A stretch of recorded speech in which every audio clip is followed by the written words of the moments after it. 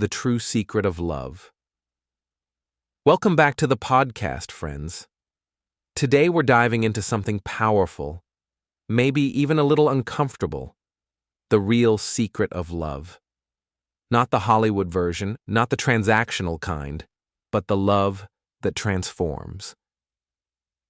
Let's talk about how, in many relationships, especially immature, wounded, or shaped by consumer culture, love becomes a bargain. I love you if you give me this. I'll give you love, but only if you meet my expectations. Show me love first, and then I'll give it back, maybe even with interest. This mindset, this pay-to-play idea of love, runs deep. But it contradicts what love is really meant to be: a gift, not a trade. Many cultures and thinkers have wrestled with this tension between selfless love and love as a kind of deal. This doesn't just show up in romance. We see it in parenting, in friendships, even in communities of faith. When love becomes conditional, it loses its freedom. It turns into a tool of control, manipulation, or subtle power. Erich Fromm, in The Art of Loving, once wrote, "Modern man sees love as something to be earned and received, not as an inner state of maturity and giving." That hits hard. It makes you stop and wonder, how many of us are still trying to earn love instead of becoming loving people? Now let's go deeper. In the Gospel of Matthew, Jesus asks, "If you love only those who love you, what reward will you get?" That's not just a rhetorical question. It's a challenge. Jesus was confronting a worldview that saw love as conditional, transactional, limited. He pointed instead to a love that reflects God, one that pours itself out for the worthy and unworthy alike.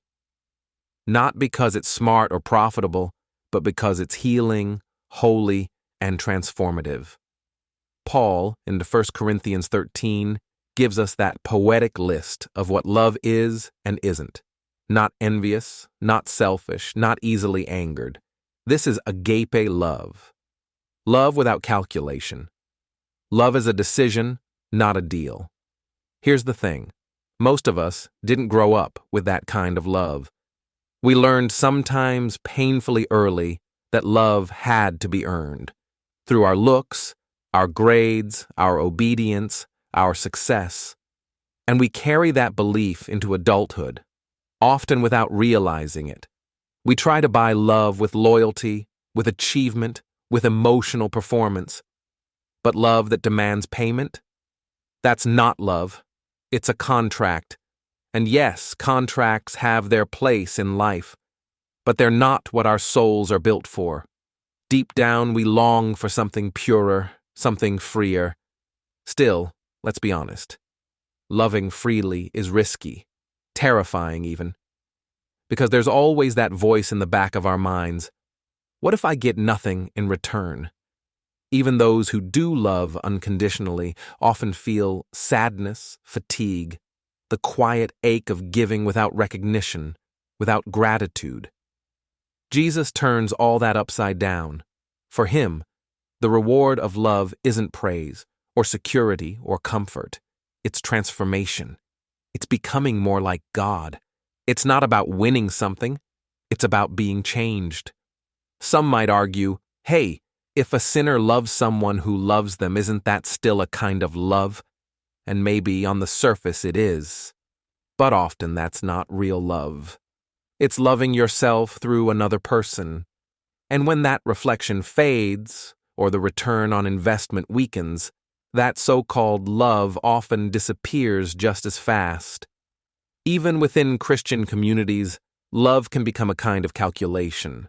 Many believers are taught that salvation is through Christ alone, and that's true.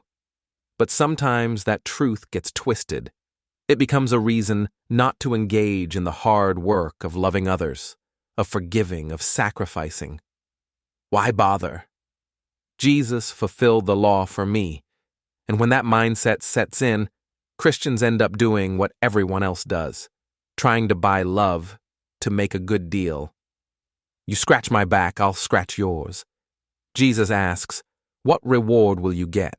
Not to shame us, but to wake us up. If love is just a transaction, it doesn't change us. It doesn't lead us to God. It just keeps us where we are, safe, maybe, but small. But true love, the kind that gives without needing to win, the kind that forgives without needing to be repaid. That kind of love opens the door to something bigger, something sacred. Thanks for tuning in.